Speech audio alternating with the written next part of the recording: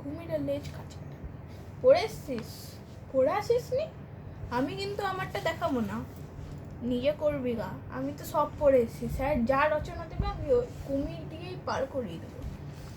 কি রে, সবাই পড়াশুনো করে এসেছিস তো? হ্যাঁ স্যার, সব পড়ে এসেছি। আপনি বলুন না। একটা রচনা লিখ দেখি। কুমিরের রচনা পড়ে এসেছি। কুমিরের রচনা পড়ে এসেছিস? হুম। তাহলে লেখ দেখি। বলুন। আচ্ছা, লেখ দেখি সন্তানের প্রতি বাবা মায়ের কর্তব্য। কি বললো? এটা কি দিয়ে করবো? সন্তান তার মা বাবার কাছে অনেক প্রিয়। মা বাবা তার সন্তানকে জন্ম দেয়। মনে রাখা ভালো, কুমিরও তার সন্তানকে জন্ম দেয়। কুমির একটি সরীসৃপ প্রাণী, তার চোখ দুটি গোল গোল।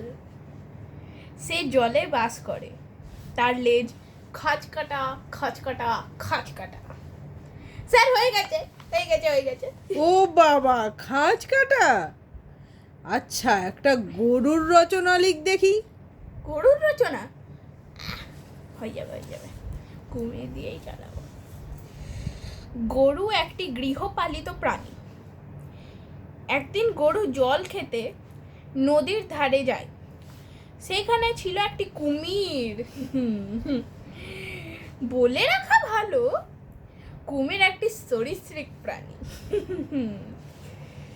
সে জলে বাস করে, তার লেজ কাজ কাটা খাজ কাটা কাজ কাটা। এটাও হয়ে গেছে স্যার, নিয়ে নিন। দাঁড়া, বহুত বার বেড়েছে তোর।